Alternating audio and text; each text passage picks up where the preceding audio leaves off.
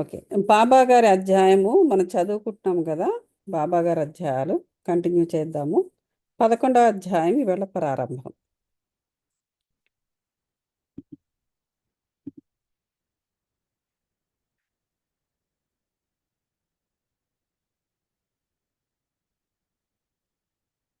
ఈ 11వ అధ్యాయంలో ఏం చెప్పబోతున్నారంటే, సాయి సగుణ బ్రహ్మ స్వరూపుడని డాక్టర్ పండిత్ గారి పూజ, అలాగే హజీ సిద్దిక్ ఫాల్కే గురించి పంచభూతములు స్వాధీనము. సో ఈ 5 విషయాల గురించి 11వ అధ్యాయంలో చెప్పడం జరిగింది. అదేమిటో ఇవాళ చూద్దాం. ఈ అధ్యాయంలో సగుణ బ్రహ్మముగా అవతరించిన సాయి ఎట్లు పూజింపబడిరో, వారు పంచభూతములను ఎట్లు స్వాధీనమందుంచుకొనిరో పండింతును. ఓకే. సాయి సగుణ బ్రహ్మ స్వరూపము. భగవంతుడు లేదా బ్రహ్మము 2 విధాలుగా అవతరించవచ్చును. ఒకటి నిర్గుణ స్వరూపము, రెండవది సగుణ స్వరూపము. ఓకే.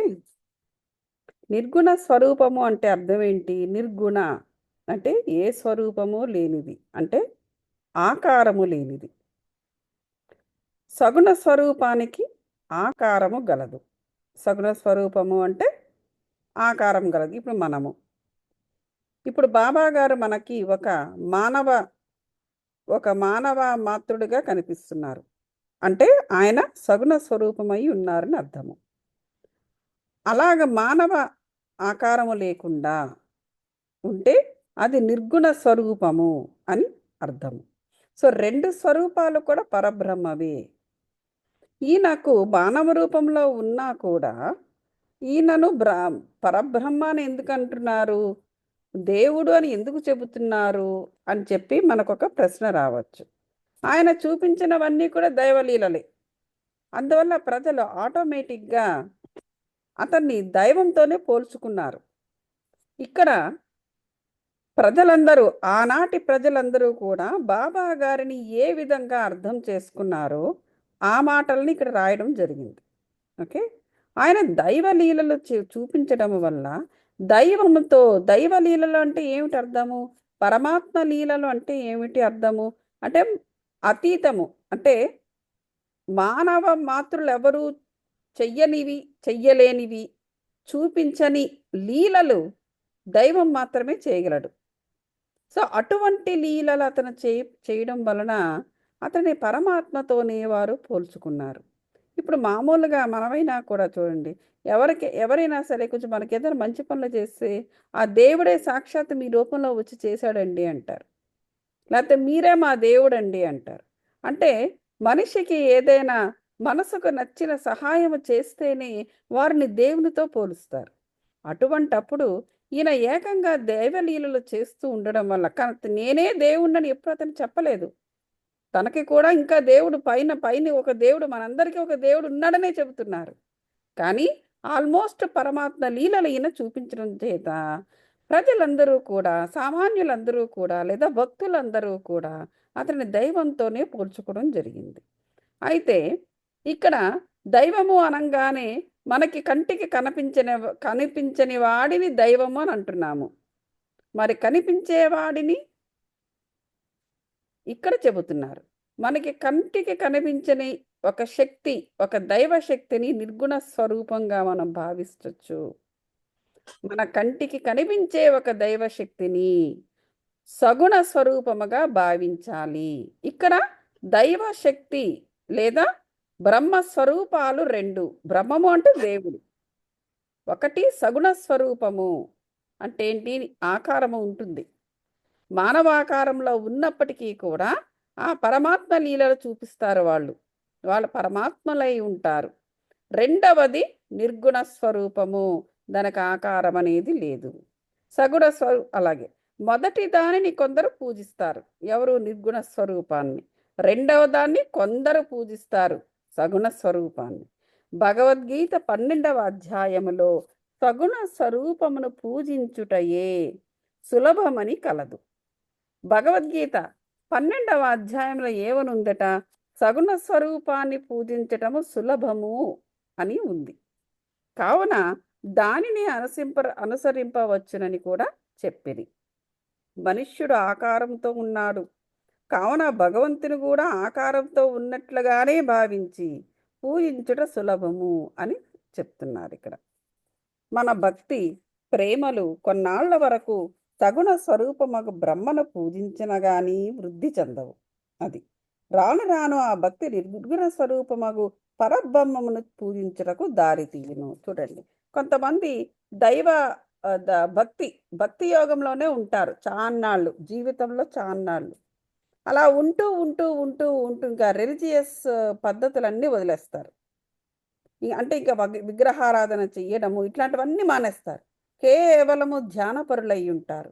వాళ్ళు నిర్గుణ స్వరూపంలోకి అలా మారిపోతారు. నిర్గుణ స్వరూపాన్ని పూజించడంలో అటుపక్క దారి తీస్తుంది. ఇప్పుడు విగ్రహము, యజ్ఞవేదిక, అగ్ని, వెలుతురు, సూర్యుడు, నీరు, బ్రహ్మము ఈ 7 కూడా పూజింపదగినవే. ఇప్పుడు చూసారా? ఇప్పుడు చాలామందికి మనకెందుకు, మనకి దేవుడికి చాలామంది అంటారు దేవుడు ఆస్తికులు నాస్తికులు అనేవాళ్ళు ఉన్నారు. దేవుడికి ఉన్నాడని చెబితే నాస్తికుడికి ఏమంటాడు, దేవుడు ఉన్నాడా, ఏది దేవుణ్ణి చూపించు అంటాడు. అంతే తప్ప నాకు తెలియదు అని ఒప్పుకోడు. ఎప్పుడూ కూడా దేవుడు లేడు అని అక్కడికక్కడ ముగింపునిచ్చేస్తే నువ్వు ఎప్పటికీ దేవుణ్ణి కనుక్కోలే. మనకి దేవుడు లేడు అని ఎట్లా చెప్తావు నువ్వు? పొద్దున లేవగానే దేవుడు డెఫినెట్‌గా ప్రతి వాడికి కనిపిస్తాడు. మంచివాడికి, చెడ్డవాడికి, దుర్మార్గుడికి, చిన్న పిల్లలకి, పెద్దవాళ్ళకి, ముసలి వాళ్ళకి. ఏ రూపంలో? సూర్యుని రూపంలో.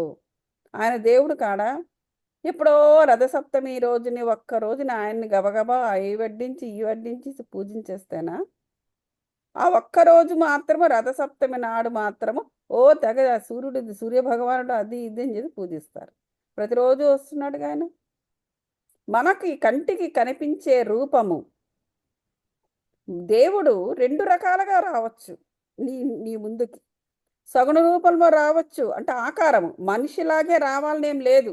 ఒక ఆకారం ఇక్కడ ఏం చెప్పాడు? సగుణ స్వరూపము అంటే ఆకారము గలదు అన్నాడు. అంతేగాని మానవుడిలా ఉంటేనే అని చెప్పలేదు ఇక్కడ. మానవాకారము అని చెప్పలేదు ఇక్కడ. ఆకారము గలది సగుణ స్వరూపము. ఇప్పుడు సూర్యుడు ఉన్నాడు ఫర్ ఎగ్జాంపుల్, ఆయన దేవుడు. ఆయనకు ఒక ఆకారం ఉంది, రౌండ్గా కనిపిస్తున్నాడు. మనకి సూర్యకిరణాలు చొచ్చుకొని వస్తూ ఉంటాయి. అతనొక రూపం, ఆ సూర్యుని యొక్క రూపం. అది సగుణ స్వరూపము. దేవుడు సగుణ స్వరూపంలో ఉన్నాడు. దేవుడు ఎక్కడా అని అడుగుతూ ఉంటారు నాస్తికులు. పొద్దున్న లేవంగానే కనిపిస్తాడు అతను. నీకు ఇష్టం ఉన్నా లేకపోయినా నీ ఇంట్లోకి వస్తూ ఉంటాడు. నిర్గుణ స్వరూపము, అటువంటి ఆకారం ఉండదు. అది నిర్గుణ స్వరూపము. మానవుడు ఎప్పుడూ కూడా తన దశలు, ఒకసారి ఆత్మ జన్మ తీసుకున్న తర్వాత ఒక స్టేజ్ నుంచి ఇంకో స్టేజ్కి ఎలా మారిపోతూ వెళ్ళిపోతుంటుందో ఆత్మ కూడా అలా చైతన్యవంతంగా మార్పులు చెందుతూ ఎన్నో విషయాలను నేర్చుకుంటూ సగుణ స్వరూప దారి నుంచి నిర్గుణ దారిలోకి ఆత్మ కూడా ప్రయాణిస్తుంది. కేవలం నీ శరీరం మాత్రమే కాదు. పుట్టగానే ఒక కణము, ఒక పుట్టగానే కాదు, పుట్టడానికి ముందు ఒక కణంగా ఉండి ఆ తర్వాత ఫీటస్, బేబీ పుట్టేసి తర్వాత ఒక కిడ్డు, ఒక యవ్వనవతి, తర్వాత ఒక మిడిల్ ఏజ్ ఉమెన్, తర్వాత ఒక వార్ధక్యము, తర్వాత మరణము, ఆ మరణం అయిపోయిన తర్వాత ఆత్మ ఒక సూక్ష్మ శరీరం తీసుకోవడం. ఇది ఎలాగైతే వెళుతూ ఉంటుందో ఈ శరీరం ఎలాగ మార్పులు చెందుతూ ఫైనల్గా శరీరం అనేది అంటే సగుణ రూపము లేకుండా నిర్గుణ రూపమై ఎలాగ మనిషే ఒక నిర్గుణ రూపమై ఎలాగైతే సూక్ష్మ శరీరమును ధరించి వెళ్ళిపోతుందో ఆ ఆత్మ మానవ ఆకారంలో ఉన్నంత వరకు సగుణ స్వరూపం, మరణించిన తర్వాత నిర్గుణ స్వరూపం అవుతుంది. అటువంటప్పుడు అదే విధముగా దేవుడు కూడా మనకు 2 రూపాల్లో కూడా కనిపిస్తాడు. నువ్వే ఉన్నావు 2 రూపాల్లో. ఒకసారి సగుణ రూపంలో ఉంటావు, చనిపోయిన తర్వాత నిర్గుణ రూపంలో ఉంటావు. మరి నీకే సాధ్యమైనప్పుడు దేవుడికి ఎందుకు సాధ్యము కాదు 2 రూపాల్లో ఉండడము? అందుచేత మానవుని యొక్క జీవితంలో అది ఒక్కసారే కాదు, సగుణ రూపం నుంచి నిర్గుణ రూపానికి రావడము, వాడి యొక్క మనస్సు, మైండ్ ప్రతి ఒక్కటి కూడా అలా మారుతూ వెళుతూ ఉంటుంది. కొద్ది రోజులు విగ్రహారాధనలో ఉంటారు. యజ్ఞయాగాదులు చేస్తూ ఉంటారు. అవన్నీ ఎందుకు? అవన్నీ చేస్తూ చేస్తూ ఏమవుతుంది? మెల్లగా ఆ దారి వదిలేసి వేరే దారి పడతారు. స్పిరిచువాలిటీ, ఆధ్యాత్మికతని నిర్గుణ స్వరూపుడినై దేవుడు నిర్గుణ స్వరూపమైన ఉన్న పరబ్రహ్మని వారు ధ్యానించడం మొదలుపెడతారు. ఇక్కడ సగుణ స్వరూపమై ఉన్న దేవుని అంటే పరమాత్మని ధ్యానిస్తూ ఉంటే కొద్ది రోజులకి ఆ దారి వదిలి నిర్గుణధారి అయిన ఆ పరబ్రహ్మను ఆరాధించడంలో, ధ్యానించడంలో ఆ దారి పడుతూ ఉంటాడు మానవుడు.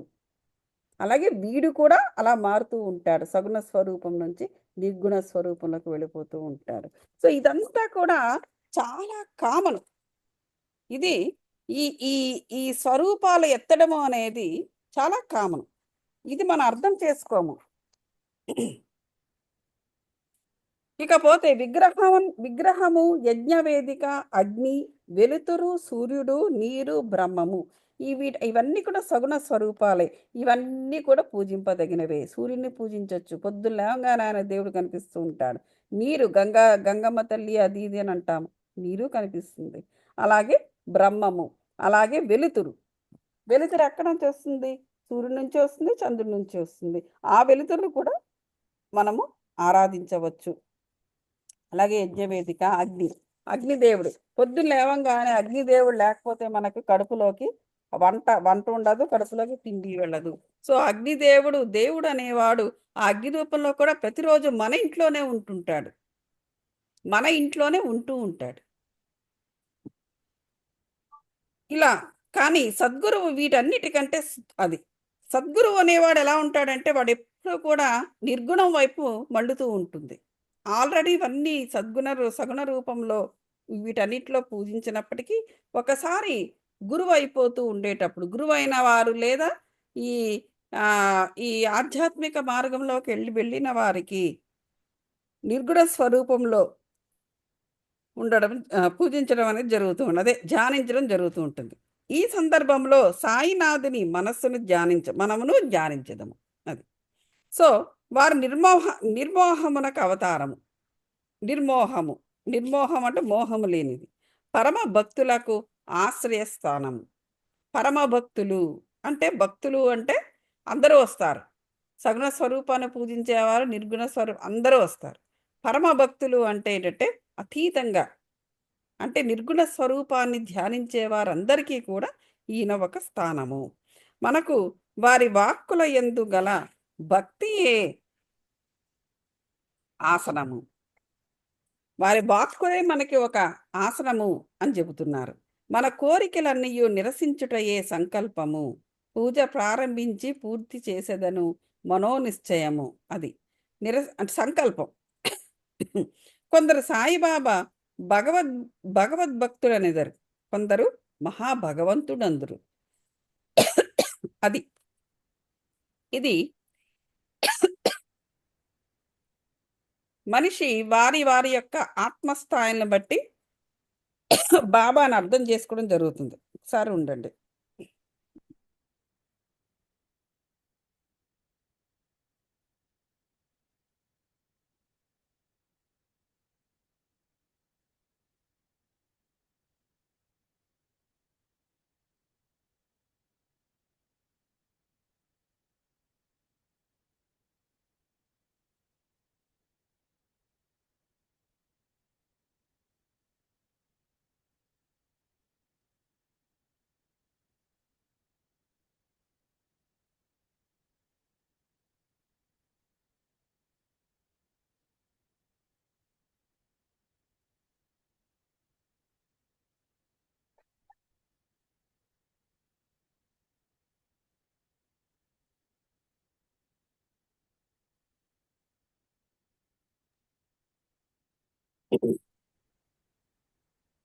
సో కొంతమంది భక్తులు ఆయన భగవంతునికి పరమ భక్తుడు అని మాట్లాడుతూ ఉంటారు. మరికొంతమంది భక్తులు అతడే భగవంతుడు, ఏకంగా ఆయనే భగవంతుడు అని కూడా చెప్పుకుంటూ ఉంటారు. అంటే అది వారి వారి అనుభవాలను బట్టి, వారి వారి అర్థం చేసుకునే విధానాన్ని బట్టి ఉంటుంది. కొందరు కానీ మాకు మాత్రము బాబా గారు సాక్షాత్తు భగవంతుని అవతారమే. ఈయన చెప్తున్నాడు తన గురించి, తానేమనుకుంటున్నాడని. వారు తప్పు చేసిన వారిని క్షమించువారు, తప్పు చేసిన తప్పులు కాసేవారట. ఎన్నడూ కోపించువారు కాదు. సూటిగాను నెమ్మదిగాను ఓర్పు కలిగి సంతుష్టిగా ఉండేవారు. శ్రీ సాయిబాబా ఆకారంతో ఉన్నప్పటికీ నిరాకార స్వరూపుడు. అంటే ఏంటి? ఆకారం అంటే మానవ ఆకారంలో ఉన్న ఆయనకు ఇంతకుముందే చెప్పుకున్నాం, ఏ రుచి ఏ రుచి మీద కానీ ఏ కోరికతో కానీ ఆయన బైండ్ అయి ఉండేవారు కాదు. ఎప్పుడు కూడా భగవంతుని ధ్యానంలోనే ఉంటుండేవారు. అంటే ధ్యానము అంటే ఆయన అన్ని పనులు అందరితో ఇన్వాల్వ్ అవుతున్నా ఆయన మానసికంగా ఎప్పుడు ఇంటర్నల్గానే ఉంటూ ఉండేవారు. వారెల్లప్పుడూ ఉద్రేకము అభిమానము లేకుండా నిత్యముక్తులుగా ఉండేవారు. నిత్య ముక్తి. ముక్తి అంటే ఏమిటి? ఫ్రీడమ్. ముక్తి అంటే స్వేచ్ఛ. దేని నుంచి స్వేచ్ఛ? కామ క్రోధ మోహలాభ మదమాశ్చర్యాల నుంచి స్వేచ్ఛ.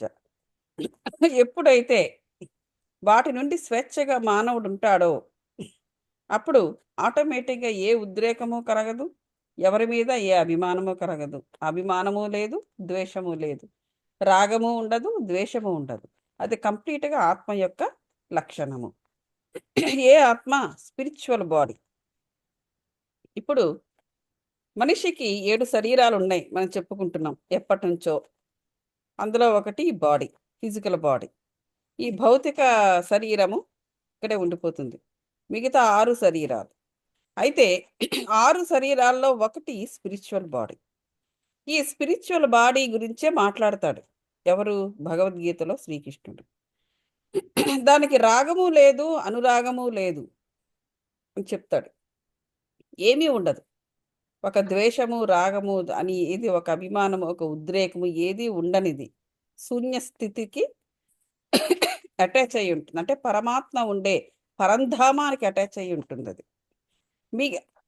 మిగతా 5 శరీరాలు ఏంటి? ఒకటి ఎమోషనల్, ఇంకోటి మెంటల్ బాడీ, ఒకటి ఎమోషనల్ బాడీ, ఒకటి యాస్ట్రల్ బాడీ, ఇంకోటి ఇంటలెక్ట్. ఇవన్నీ వీటికే రాగద్వేషాలన్నీ కూడా. అంటే ఈ వాటిని మనం గనక సరిగ్గా జీవించకపోతే పాపపుణ్యాలే గాని, రాగద్వేషాలే గాని, ఏమైనా గాని ఆ లో ఎనర్జీస్, కర్మలు, వాటి యొక్క పర్యవసానాలు వాటిని పట్టేసి ఉంటాయి. వాటి యొక్క సారాన్ని తీసుకుని ఫైనల్గా సూక్ష్మ శరీరంలోకి ప్రవేశించి ఆత్మ వెళ్ళిపోతుంది. మంచో చెడో నువ్వేం చేస్తా అది. సరే బ్రతికినాళ్ళు నేను ఏదో చేసేసాను, ఇప్పుడు మాత్రం నేను శుభ్రంగా శుద్ధిగా ఉండాలంటే అలా కుదరదు. కాబట్టి ఈయన నిత్యముక్తులుగా ఉండేవారు. అంటే ఏంటంటే చాలా క్లీన్‌గా ఉండేవారని అర్థం. నేను చెప్పిన 5 శరీరాలు కూడా ముక్తులై ఉండేవి. అంటే ఏంటి? ఈ లో ఎనర్జీస్‌తో, లేకపోతే ఇటువంటి కామక్రోధ మోహలోభ మదమాశ్చర్యాల అరిషడ్వర్గాలతో గాని, వాటితో కూడుకున్న కర్మలు చేసి వాటి వల్ల వచ్చిన పర్యవసానాలతో గాని ఆ 5 శరీరాలు కూడా బైండ్ అయ్యి ఎప్పుడూ లేవు. ఎప్పుడు క్లీన్‌గా ఉండేవి. ఓకే. వాటితో పాటు ఆటోమేటిక్‌గా ఈ శరీరం కూడా క్లీన్‌గానే ఉంటుంది. అంటే 7 శరీరాలు దాన్నే ముక్తి అంటారు. విముక్తి. మన ముక్తులవ్వడం అంటే అదే. మనకు 7 శరీరాలను కూడా వాటి నుంచి ముక్తిని పొందితేనే వాళ్ళు ముక్తిని పొందారు అని చెప్తారు. సో, ఆయన నిత్యముక్తులుగా ఉండేవారు. గంగా నది సముద్రమునకు పోవు మార్గమందు వేడిచే బాధపడు జీవులకు చల్లదనము కలుగుచేయుచు, చెట్లకు చేమలకు జీవకళనిచ్చుచు, అనేకుల దాహమును తీర్చుచున్నది. ఎవరు? ఈ ఇవి చెట్లు. చెట్లు మామూలుగా చెట్లుంటాయి కదా! సముద్ర ఈ నదుల పక్కన లేకపోతే రోడ్ల పక్కన అవన్నీ ఏం చేస్తున్నాయి? వేడితో బాధపడుతున్న జీవులకు చల్లదనాన్నిస్తాయి, నీడనిస్తాయి. అలాగే ఒకవేళ ఎవరికైనా దాహం వేస్తుంది అన్నా కూడా చక్కగా నీడనిచ్చి వారికి సేద తీరుస్తాయి. అలానే సాయి వంటి యోగులు తమ జీవనము తాము గడుపుచు తక్కిన వారందరికీ సుఖమును ఓర్పును ప్రసాదించుచున్నారు. ఆ చెట్లలాగే సాయి వంటి యోగులు కూడా సుఖాన్ని ఓర్పుని ప్రసాదిస్తూ ఉంటారు. భగవద్గీత యందు శ్రీకృష్ణుడు యోగి తన ఆత్మయనియు జీవత్ ప్రతిమ ప్రతిమయమనియు జీవత్ ప్రతిమయమనియు తానే వారనియు వారే తాననియు ఇలా చెప్పి ఉన్నాడు. వర్ణింపనలవి కాని ఆ సచ్చిదానంద స్వరూపమే షిరిడీలో సాయి రూపముగా అవతరించను. శృతులు బ్రహ్మమును ఆనంద స్వరూపముగా వర్ణించుచున్నవి. శృతులు అంటే ఏంటంటే ఉపనిషత్తులు. శృతులు అంటే ఉపనిషత్తులు. ఉపనిషత్తులు అన్నీ కూడా మనకి ఏం చెప్తుందంటే బ్రహ్మాన్ని మనం ఏ విధంగా చేరుకోవడం అంటే చనిపోవడం అని కాదు అక్కడ. పరమాత్మతో మన కలిసి ఉండే మార్గాలను కూడా సూచిస్తూ ఉంటుంది ఉపనిషత్తు. అంటే మనము ఎలా బ్రతకాలి, మనం బ్రతికే విధానము స్పిరిచువల్గా ఎలా ఉండాలి, ఎలా ఉంటే మన పరమాత్మకు దగ్గర అవుతాము అన్న విషయము ఉపనిషత్తులన్నీ కూడా బోధిస్తుంటాయి. వాటి శృతులు అంటారు. శృతులు బ్రహ్మమును ఆనంద స్వరూపముగానే వర్ణించుచున్నవి. ఈ సంగతి ప్రతిరోజు పుస్తకములందు చదువుచున్నాము. కానీ భక్తులు ఈ పరబ్రహ్మ స్వరూపమును షిరిడీలో అనుభవించిరి. మనం ప్రతిరోజు పుస్తకాల్లో వీటి గురించి చదువుతాం. కానీ షిరిడీ వెళ్ళిన భక్తులు వాళ్ళు పరబ్రహ్మ స్వరూపాన్ని షిరిడీలోనే ఈయన రూపంలో చూస్తూ ఆ ఇదిని వాళ్ళు అనుభవించారు అని చెబుతున్నాడు. సర్వమునకు ఆధారభూతముగు బాబా ఎవరిని ఆశ్రయించి ఉండలేదు. వారి ఆశ్రమునకు కొరకు గోనె సంచిని ఉపయోగించిరి.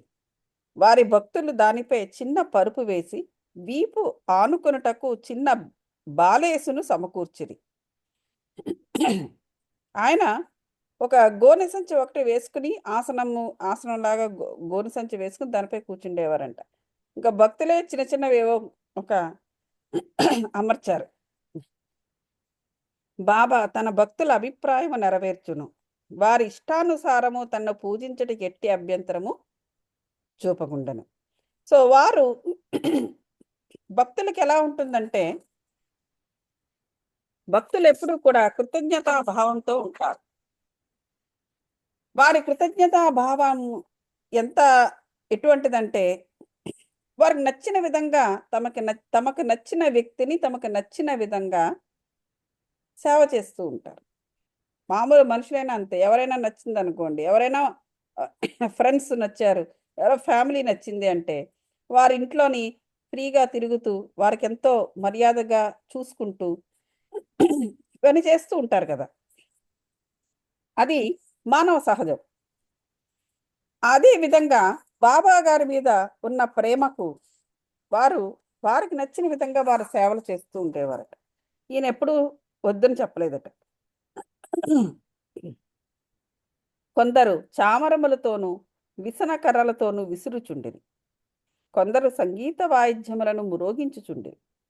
అంటే వారికి వచ్చింది ఏదో వారు సంతుష్టిగా బాబాకు హ్యాపీ చేద్దామని కొంతమంది, సేవ చేద్దామని కొంతమంది, ఇలా అన్నమాట. కొందరు వారి చేతులను పాదములను కడుగుచుండిరి. కొందరు వారికి చందనము అత్తరు పూయిచుండిరి. కొందరు తాంబూలములు సమర్పించుచుండిరి. కొందరు నైవేద్యము సమర్పించుచుండిరి. షిరిడీలో నివసించినట్లు కనిపించినప్పటికీ వారు సర్వాంతర్యామి. ఎక్కడ చూసినను వారే ఉండువారు. వారి భక్తులు బాబా యొక్క సర్వాంతర్యామిత్వము ప్రతిరోజు అనుభవించుచుండిరి. వారు సర్వాంతర్యామియగు ఈ సద్గురువుకు మా వినమ్ర సాష్టాంగ నమస్కారములు. డాక్టర్ పండితుని పూజ. తాత్యా సాహెబ్ తాత్యా సాహెబ్ నోల్కర్ స్నేహితుడగు డాక్టర్ పండిత్ బాబా దర్శనమునకే షిరిడి వచ్చెను. బాబాకు నమస్కరించిన పిమ్మట మసీదులో కొంతసేపు కూర్చుండాను. అతన్ని దాదాభట్టు కేల్కర్ వద్దకు పొమ్మని బాబా చెప్పాను.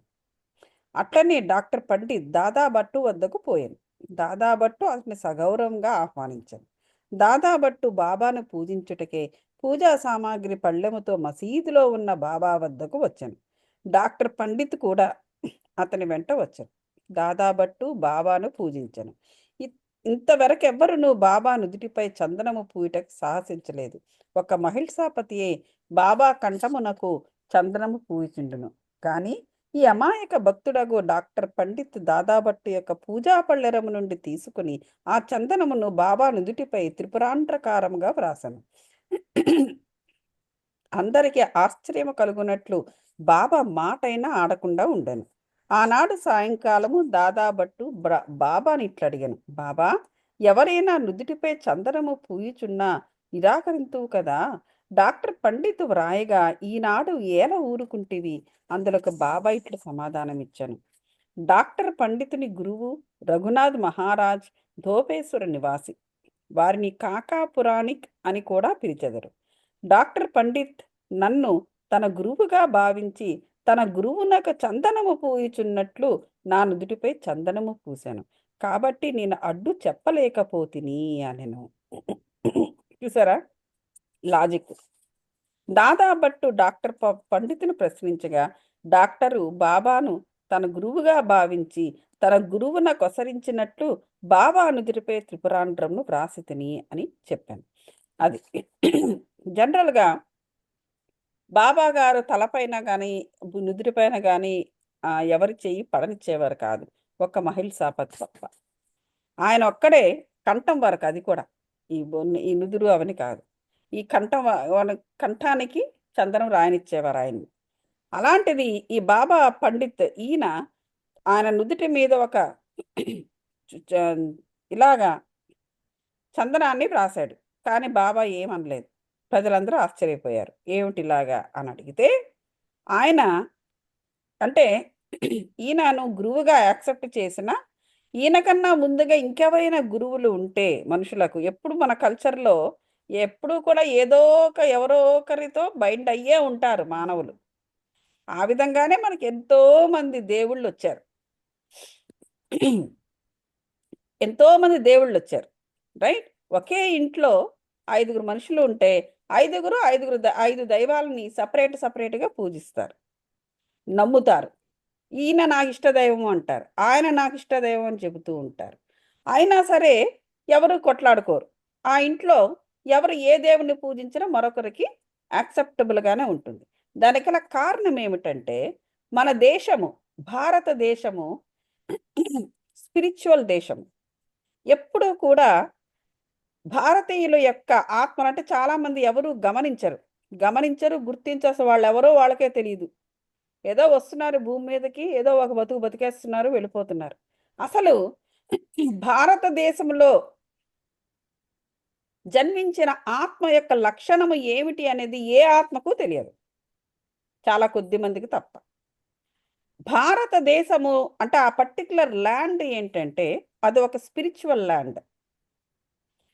అక్కడ పర్టికులర్గా పుట్టారు అంటే భారతదేశంలో జన్మించిన వారు, వాళ్లకు ఆ స్పిరిచువల్ ఆ టచ్ అనేది ఆత్మకు ఉంటుంది. ఉండి ఎప్పుడూ కూడా ఒక సీకింగ్గా ఉంటుంది, ఒక సీకింగ్ స్టేజ్, అంటే నేర్చుకునే స్టేజ్లో ఉంటుంది. యోగి అనేవాడు ఎప్పుడూ కూడా ఈజ్ అ కంటిన్యూస్ సీకర్. ఎప్పుడూ కూడా వాడు ఆత్మ చైతన్యం కోసము నేర్చుకుంటూ ఉంటాడు, లెర్నింగ్లో ఉంటాడు. వాడు ఆత్మను ఎప్పుడు లెర్నింగ్లో పెడుతూ ఉంటాడు. సో నువ్వు స్పిరిచువల్ పాత్రలో ఉన్నా లేకపోయినా, నువ్వు దేవుడు అనేవాడు ఉన్నాడు అని నమ్మినా లేడు అని నమ్మినా, నువ్వు ఏమైనా చెయ్యి, అదంతా కూడా పైనే. నువ్వు బయట సొసైటీ నుంచి ప్రాపంచికంగా నువ్వు తీసుకున్న నాలెడ్జే తప్ప నీ రియల్ ఆత్మ అటువంటిది కాదు. నీ రియల్ ఆత్మ ఎప్పుడు కూడా లెర్నింగ్‌లో ఉంటుంది, సీకింగ్‌లో ఉంటుంది. అందుకే అంటారు ఇండియాని ల్యాండ్ ఆఫ్ బిలీఫ్ సిస్టమ్స్ అంటారు. అందుకే ఒకే ఇంట్లో 5గురు మనుషులుంటే 5గురికి 5 దైవాలుంటాయి. వాడు 5గురు ఎందుకంటే ఆ ఆత్మ సీకింగ్‌లో ఉంటుంది. ఆ పర్టిక్యులర్ ఎనర్జీతో బైండ్ అయ్యి ఏదో నేర్చుకుంటూ ఉంటుంది. వాడి బ్రెయిన్‌కి అర్థం కాకపోవచ్చు. వాడెందుకు మిగతా ఇంట్లో అందరూ ఫర్ ఎగ్జాంపుల్ రాముని పూజిస్తుంటే వీడు సెపరేట్‌గా కృష్ణుడినెందుకు ఇష్టపడుతున్నాడో వీడికే తెలీదు. వీడికే తెలీదు. ఎందుకంటే వీడు ఆ పాత్రలో లేడు. కానీ వాడి ఆత్మ మాత్రం ఉంటుంది ఆ పాత్రలో. అక్కడ కృష్ణుడితో అనుసంధానమై ఉంది ఆ ఆత్మ. అదేదో లెర్న్ చేస్తుంది కృష్ణుడితో. ఇంక వీడెవడో ఉంటాడు ఇంకొకడు అదే ఇంట్లో. వాడు జీసస్‌ని లైక్ చేస్తుంటాడు. మిగతా అందరు హిందువులైతే వీడొక్కడు జీసస్‌ని లైక్ చేస్తుంటాడు. సో, ఇది మన ఇండియన్ వ్యవస్థలో ఈ బిలీఫ్ సిస్టమ్స్ మనకి ఆ విధంగా ఉంటూ ఉంటాయి. అలాగే మిగతా దేశాలలో ఉండవు. ఫర్ ఎగ్జాంపుల్ అమెరికా ఉంది. అమెరికాలో అందరూ జీసస్‌నే ఉంటారు. వాళ్ళెవరు వేరే మతాలేం లేవు. లేదా ఇగ బయట నుంచి ఇమ్మిగ్రెంట్స్ ఉంటారు కాబట్టి ఈ ముస్లిం మతం కూడా ఉంది. కారణం ఏంటి? ఎందరూ కూడా క్రిస్టియన్సే ఎందుకుంటున్నారు వాళ్ళు? వాళ్ళది సీకింగ్ ల్యాండ్ కాదు. వాళ్ళదేంటంటే ల్యాండ్ ఆఫ్ సీక్రెట్స్. అది వేరు. అది టోటల్‌గా వాళ్ళ మైండ్ సెట్ వేరేగా ఉంటుంది. ఇండియా వాళ్ళ యొక్క ఫిలాసఫీని తీసుకొచ్చి వీళ్ళకి చెబితే కుదరదది. జ్ఞానబోధలో కూడా చాలా తేడాలున్నాయి. ఇప్పుడు నేను ఈ విధంగా చెబుతున్నాను. ఇప్పుడు నేను చెప్పేవన్నీ కూడా అమెరికన్ చెప్తే వాళ్ళకి అర్థం కాదు. ఏం మాట్లాడుతుంది ఈవిడ అని అంటారు. ఇది మన ఇండియన్స్‌కే బాగా అర్థమవుతుంది నేను చెప్పేది.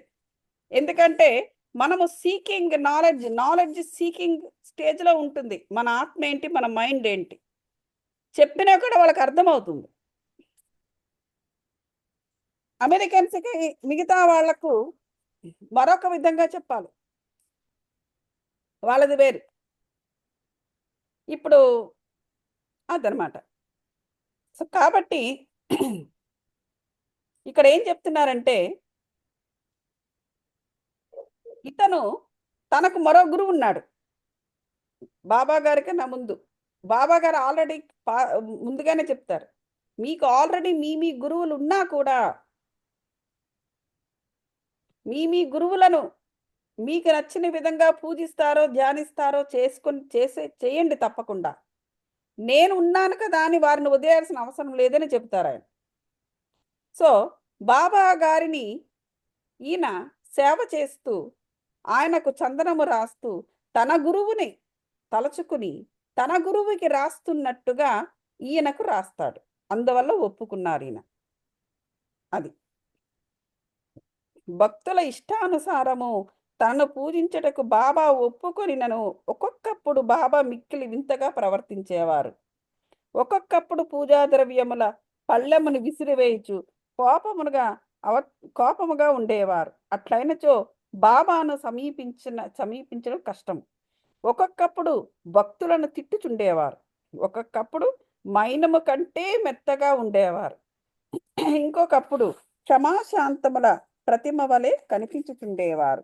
బయటికి కోపముతో వణుకుచు ఎర్ర కండ్లు ఇటు అటు తిప్పునప్పటికీ మాతృప్రేమ అనురాగముల ప్రవాహము వలె నుండివారు. ఆయనకేం తెలిసేవో ఏమో మనకు తెలియదు. ఇలాగా ఉండేవారని చెబుతున్నారు. వెంటనే తన భక్తులకు పిలిచి ఇట్లనేవారు. భక్తులను కోపించినట్లు తానెన్నడూ నెరిగి ఉండలేదనెను. తల్లులు బిడ్డలను తరిమివేసినట్లయినా సముద్రము నదులను తిరగకొట్టినచో బాబా తన భక్తులను నిరాదరించును. భక్తుల యోగక్షేమాలను ఉపేక్షించును. బాబా తన భక్తులను సేవకులమనిది. భక్తుల వెంటనే ఉండి వారు కోరినప్పుడల్లా ఓహో అని సమాధానం ఇచ్చుటయేగాక వారి ప్రేమలను కాంక్షించుచుండెదనని చెప్పిరి. ఈయనేం చెప్తున్నారంటే బాబా ఎప్పుడూ కూడా తన బిడ్డలను త్యజించలేదు, వదిలేయలేదు భక్తులను బిడ్డలు అని. ఇప్పుడు అలాగ బాబాయే గనక చేసినట్లయితే పిల్లలు తమ బిడ్డల్ని బయటికి తరిమేసిన రోజే అలా జరుగుతుంది, అలా జరగదు కదా. సముద్రాలు నదులన్నిటినీ సముద్రాలు తమలో కలుపుకుంటాయి. బాబా గారు గనక తన బిడ్డలను లేదా తన భక్తులను పార పా పారద్రోలేరు అంటే ఏంటి? సముద్రాలు కూడా నదులు పారద్రోలుతాయి. కానీ అది సాధ్యమా? జరగదు. అది ఎప్పుడూ కూడా భక్తులను తనలో కలుపుకుంటూనే ఉంటారు బాబాగారు. కానీ కొన్ని సమయాల్లో ఈయన ఈ విధంగా ప్రవర్తిస్తూ ఉండేవారు అని చెప్పేసి చెప్పడం జరిగింది. వాటికి ఏవో కారణాలుంటాయి. అది. సో, మనం ఇక్కడ ఆపుదాము. మళ్ళీ మనము ఆహ్, రేపు సరే ఇప్పుడు మెడిటేషన్ చేద్దాం. సుఖాసీనులకండి మాస్టర్స్.